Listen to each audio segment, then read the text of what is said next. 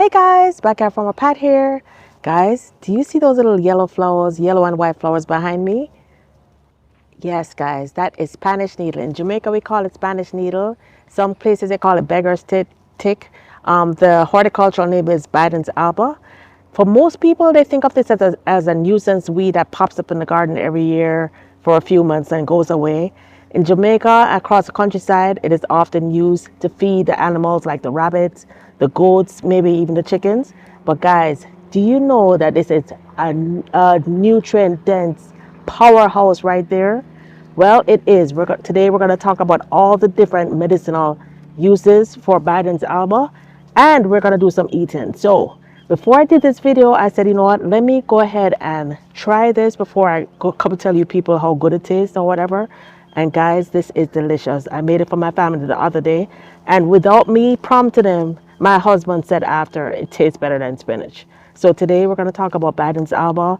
We're going to talk about how I cook it. I'm going to actually cook it with you to show you how you cook it. And we're going to talk about the medicinal values. So let's go ahead, get started with some harvesting and talk some more about Spanish needle or Biden's Alba. Let's get started. Biden's Alba.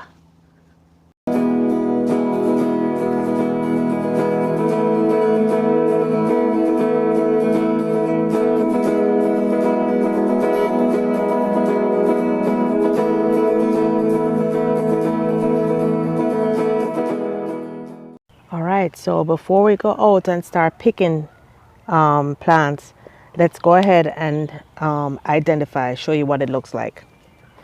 So the very easiest way for me to identify it initially is by the flower. So if you're not sure if you have Biden's Alba in your garden, you can look at the flower. This is what the flowers look like. Biden's Alba is actually the third largest or the third most prolific pollinator in all of the state of Florida. So we think of it as a nuisance weed, but this is extremely important for our butterflies, for our bees. Of course, you need bees, butterflies, you need all these things to pollinate. I believe the zebra longwing or zebra longwing, I believe it's called. This is one of their host plants. And normally, if it's very early in the morning now, but normally these are covered with bees and just different bugs and everything. So it's a great pollinator. Another way to identify it is by the seeds. If you look at the seed pod here, let me just try and pull a seed pod off so you can see it. If you look at the seed pod here, it has these multiple seeds. So each little head has multiple seeds. And the seed, it's the top of the seed, it's like a little fork. I might have to show it to you inside for you to see it clearly. But this is what the seed pods look like. This one is a little easier to see. Oops. Yeah, my phone, there you go. You see, each seed has a little pitchfork at the end. So that's what the seeds look like. And literally each plant can produce hundreds, if not thousands of seeds. As a matter of fact, I'm gonna collect these seeds and I'm gonna have this on my Etsy store in case anyone wants to grow this. Once you grow this, usually you don't even have to grow it because these little pitchfork things, these stick to your clothes, it sticks to your animals. So this is normally how they get planted throughout your garden, because all you have to do is walk against it and it itches up on your clothes and then goes everywhere. But I'm going to go ahead and harvest some seeds here and have these in the store before I actually harvest the plants. So let's look at what the leaves look like. The leaves are the part that I'm going to be cooking. So these are what the leaves look like. Let's pull off a stem. This is what the leaves look like. And if you're ever not sure about what you're eating, you can use an app like Leaf Snap, or just be sure of what you're eating before you start eating this. I know Spanish needle. I grew up with Spanish needle, so I'm very familiar with the plant, very familiar with the flowers. So, and definitely with these seeds, they're very, very unique. So I know the Spanish needle. I know some people might say, oh, it makes my yard look messy to have all these wildflowers in the garden. But I say, guys, if we're growing food, we need to have our pollinators. And this is an amazing pollinator. Not just that, but based on what I heard now, based on the research I've been doing lately, this is taught, this is full of benefits. As a matter of fact, I heard in the Zulu culture and in some cultures in, I believe in across India, I'm not sure what the cultures are, but in some cultures in India, this is considered a famine food. They literally consider this a famine food because it has so many nutrients, and in a case where you don't have food to eat, this is some good food. I also found some videos online where they have some people in Jamaica, Jamaican people, who are cooking the Spanish needle. Most people, even some friends I have who are from the countryside, people who are farmers, when I ask them if they use this, they say, oh, they just fed it to their chickens. But I think it's most commonly used to feed the goats and the rabbits. All right, so I have a nice big bunch over here. Let me see. I'm trying to decide if I should just pull it out completely from the base, because I have so many small ones growing up. Even if I completely uproot this, it's gonna come back anyway because it's all over the garden. I don't want to get these needles in my hair. Oh, by the way, guys, the flowers are used. These flowers are actually edible. So let's go ahead and try a flower. So the flowers, I said, are usually used in salads. You can't eat the seeds, but you can eat the flowers. So let me flip the camera. All right, so I've never tried a flower, but I'm gonna try a flower. They said it is a little bit peppery, so if you wanna add a little peppery flavor and pretty up your salad, you can actually use it. So let's try it.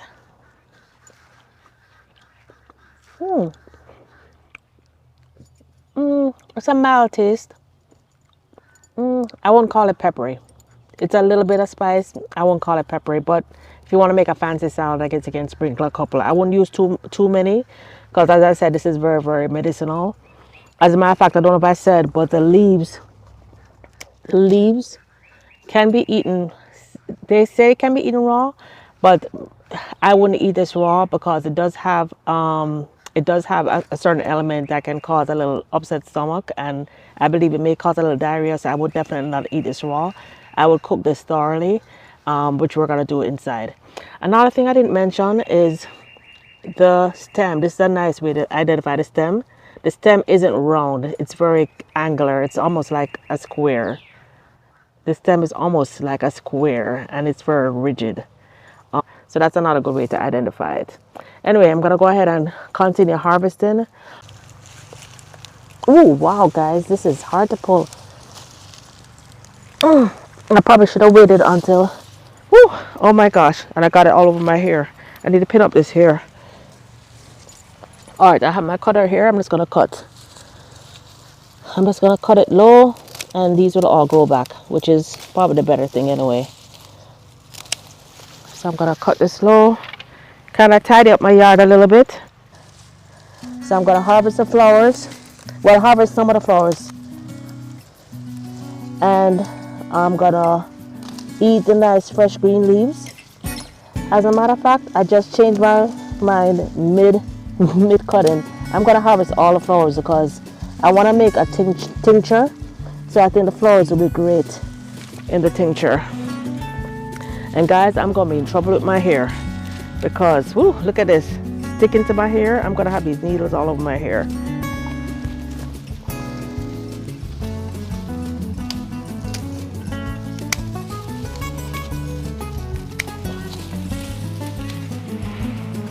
All right, guys, so here we have it. This is 3 bunches, and guys, look at this. This is so much food. This is so much food. So we're gonna cook some today, but we're gonna freeze some, we're gonna dry some, we're gonna make tinctures, a whole lot to make. All right, guys. All right, so while I clean up, you guys can keep me company, and let's talk about some of the medicinal uses and some of the folklore uses. And of course, guys, as I've always said, I am not a doctor, not trying to give medical advice. I'm just showing you how I use it You guys, definitely, this is a very powerful, it, it's a very powerful plant. So you want to be very careful with using this, especially if you're already on medications or if you're using a whole lot of different herbs. You want to make sure that, too much of a good thing can be bad. So you want to be careful of that. So medicinally, this has been used to treat hypertension, diabetes, jaundice. There are even some studies that show that they've used it to treat colorectal cancer, prostate issues. It's said to have like diuretic uses. The seeds, I think I mentioned it before, but the seeds can actually be ground up. And I believe several parts of Africa, they use the seeds as to grind it up and they sprinkle it on cuts and it's supposed to stop the bleeding. It's like a clotting agent that stops the bleeding. Um, I know based on research, I see that it's also used a lot for like bronchial issues. If you have bronchitis, it's used for colds and flus. I believe it can even be used for like urinary tract infections. Also, this is anti-tumor. It has anti-tumor values. So that means that's cancer fighting. It's anti-inflammatory. It's antioxidant. It's antibacterial, antifungal. So it's anti everything, guys. I mean, it has a lot of medicinal values here. Um, I from reading, I see that in Africa, it also can be used to treat earaches and it can be used to ease arthritis. So also in certain parts of Africa, they use it as a mouthwash because it has that antiseptic properties.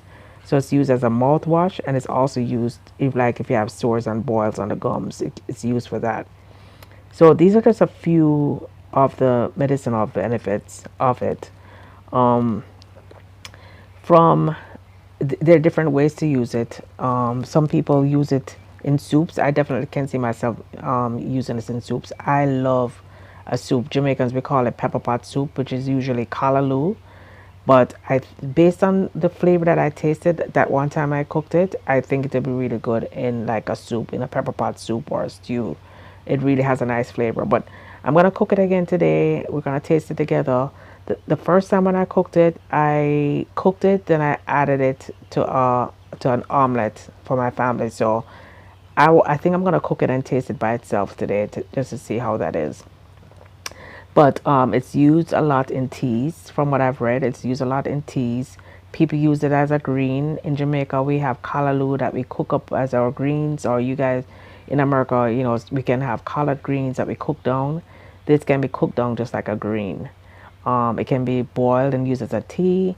You can add a vodka to it and let it steep and use it as a tincture.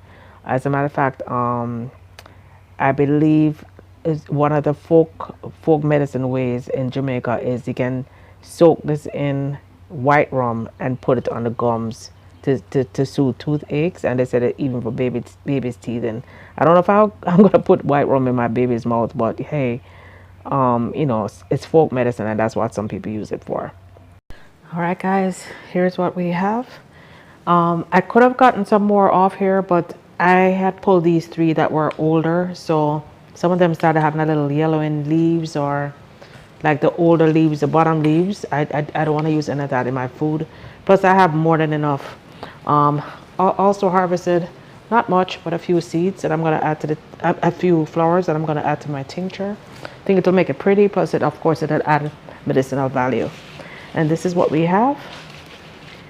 These are the leaves that we're gonna be using for the tincture and to cook.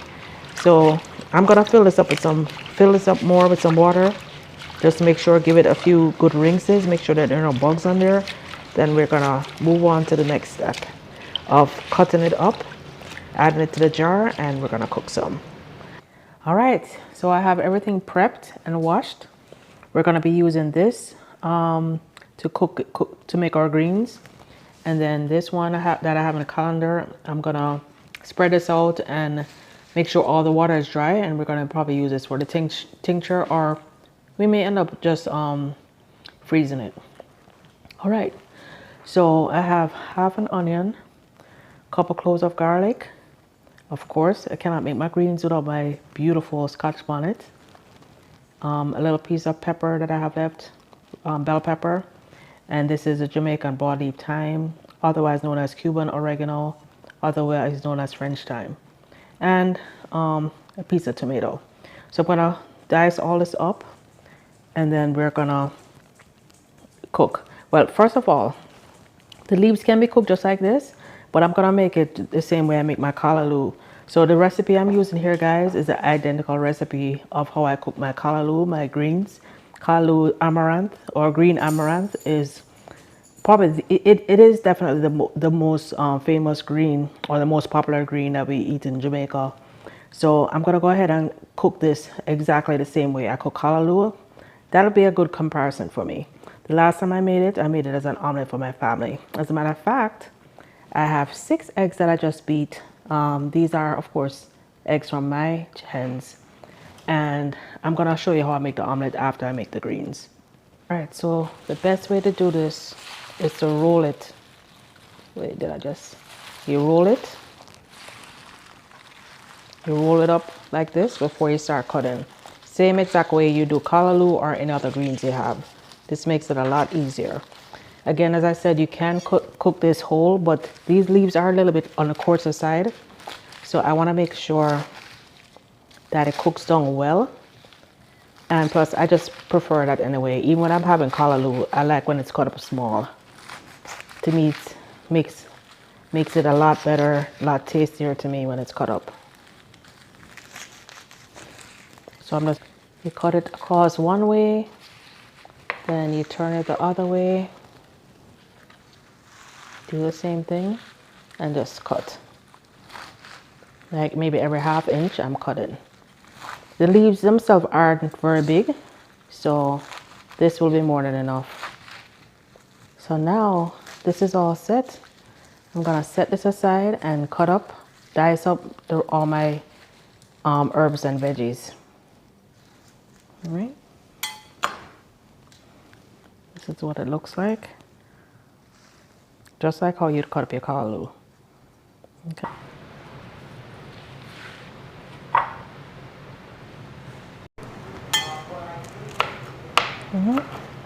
Dicing up my French thyme so that the flavors can go throughout it. Of course, if you have the traditional thyme, skinny thyme that we have in Jamaica, that's fine. But this is also from Jamaica. This is Jamaican broadleaf thyme.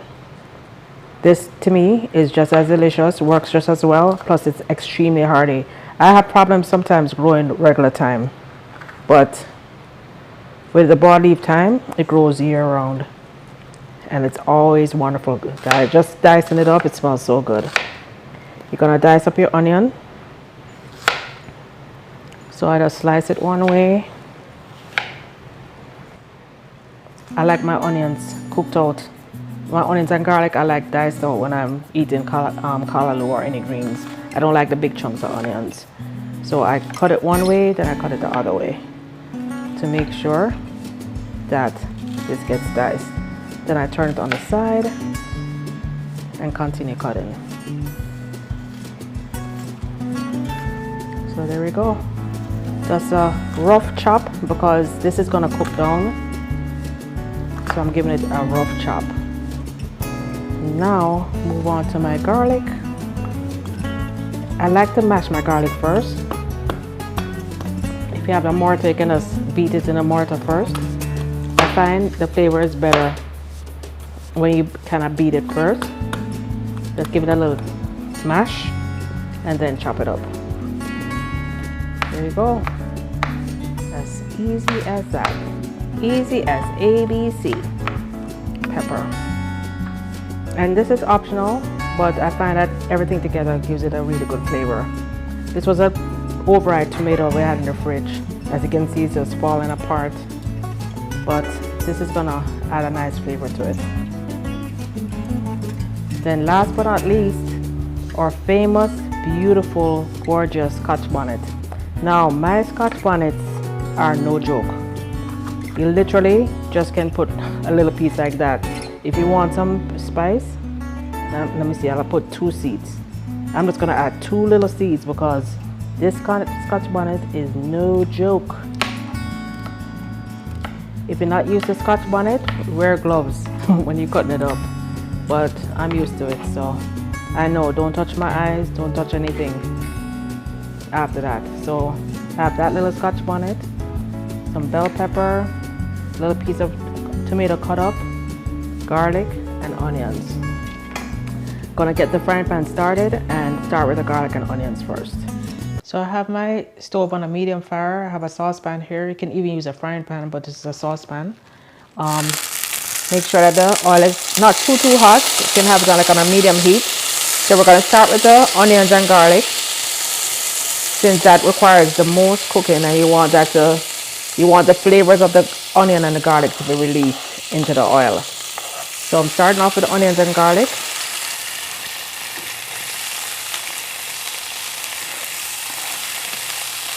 You want the onions and the garlic to start getting a little bit translucent, especially the onions. Guys, I can smell that flavor. I can already smell the onions and the garlic. Flavor is releasing. You want that flavor released before you add your greens.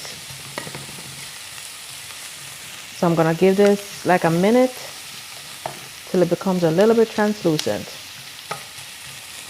Then I'm gonna add my tomato and my Scotch bonnet. So for the Spanish needle that you're cooking, you want it to cook at least 10 minutes. As I said, if you eat it raw, it can cause a little tummy problems. So I don't advise eating this raw at any time. You know, I see videos out there where some people eat it raw, but knowing that you're not sure how you're going to react to it, if you're going to try this for the first time, make sure you thoroughly cook it. All right, I'm going to add my tomatoes now and my Scotch bonnet and my herbs. I'm going to add that all. Let all the herbs cook down together. I'm not going to add my powdered, my salt and black pepper and onion powder, garlic powder until I add the greens. For now, we're just mixing all the herbs together so that all these flavors can release. And by the way, guys, I only use like a tablespoon of avocado oil. All right, so you can see in just a minute, you can already see the difference. You can see that the onions are rendered, the garlic is cooked down, the tomatoes are already broken down. I may put another, I'm thinking of putting some more Scotch bonnet. Not sure though, because I'm gonna use some of it to make an omelet and I don't want the omelet spicy, so I think I'll just leave it as this. Just those little tiny pieces of Scotch bonnet will give it a beautiful flavor. So now we're gonna add our greens. And I'm gonna add a little bit of tip of water and then to make it cook down. So add the greens. You're gonna do your salt and pepper to taste. I'm just lightly sprinkling it. I definitely don't want it salty. Light garlic powder, even though I already have fresh garlic, but I like to use a little hint of garlic powder and onion powder. And of course, you need a little black pepper. I'm gonna give it a quick stir. Make sure that all the seasoning coats all of the greens nicely. All the seasoning that we cooked on earlier, we want to make sure that coats the greens nicely. And all the black pepper, all the salt is not just sitting on the top. You want to make sure coats it well.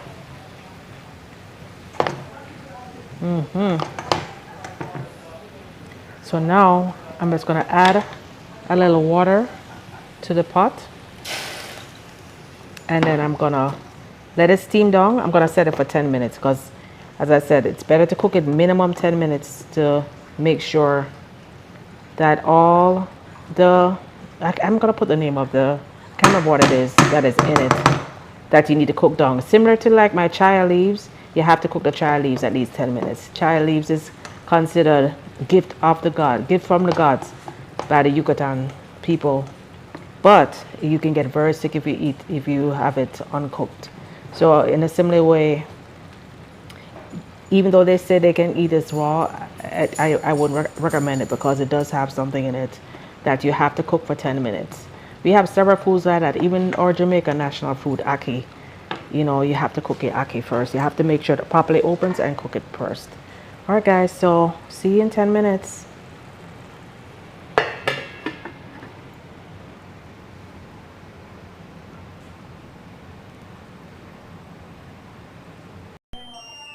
All right, timer just went off. Ooh, and here's what it looks like. Guys, if you didn't know that this is Biden's, if I didn't know this was Biden's, I would think that it's callaloo. This looks exactly like callaloo. So I'm gonna put this in a container, in a bowl, and we'll see what it tastes like. Ah, guys, looks and smells amazing.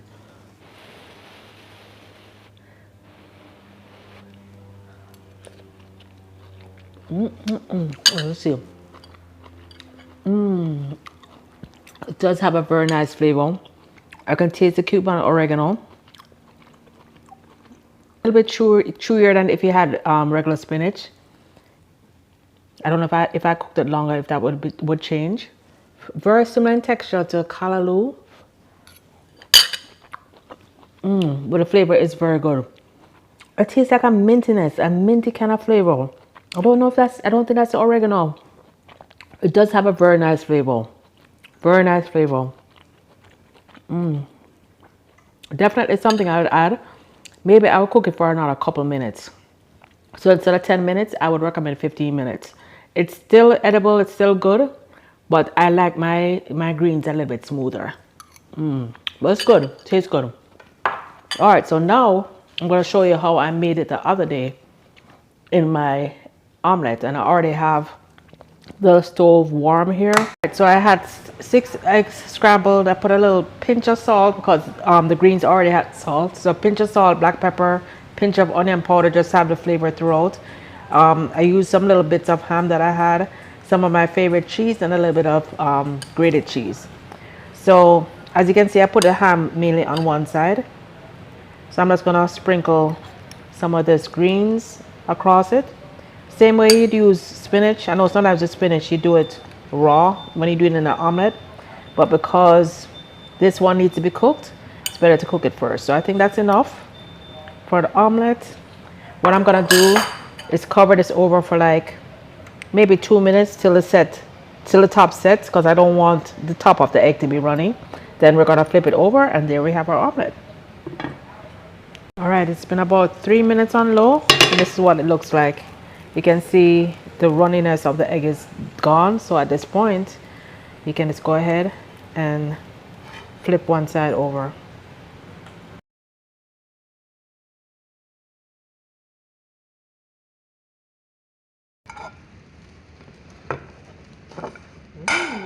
Alright, so I'm gonna be sharing this with my husband and my son. So let's cut this in 3 and I'll taste my piece. Guys, you know what this would be absolutely amazing with? If you guys missed my video yesterday or a couple days ago, the salsa verde that I made from the backyard, or you can use Taco Bell salsa, any kind of salsa would be delicious with this.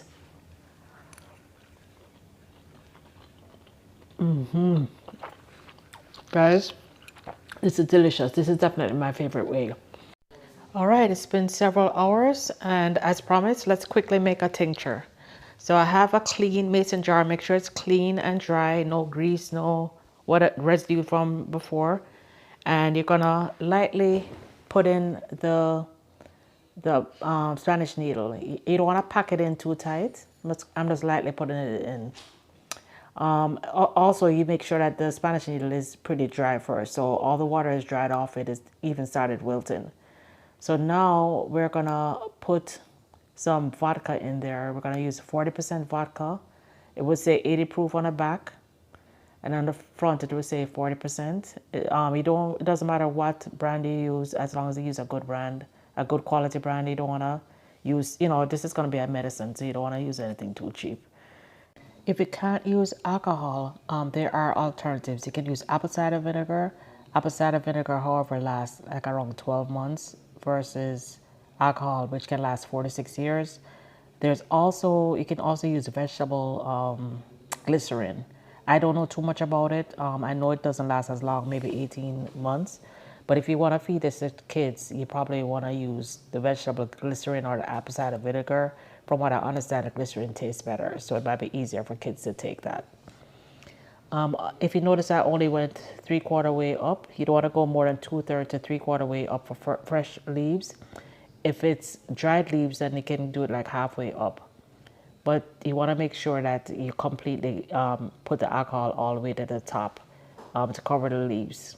And here you have the final product. You can see I bring the alcohol all the way to the top.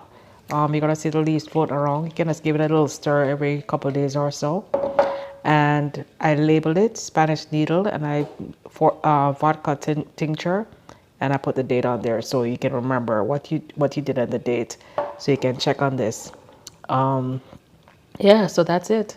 I'm gonna check on this. Maybe I'll probably start using it maybe in 6 weeks, along with that oregano and rosemary oils that I made. We will definitely open it together. We'll talk some more about the medicinal benefits. The thing is with using vodka or vodka 40% or higher alcohol content, it actually is most effective at drawing out all the medicinal values. That's why most people tend to use vodka instead of the other items, unless they're allergic or, of course, if you have a problem with alcohol, definitely do not use it. So guys, hope you enjoyed this video. Hope this encouraged you to go out and try something new. Whether you try eating Spanish needle or you try eating something like Cersei or something else, go ahead and give it a try.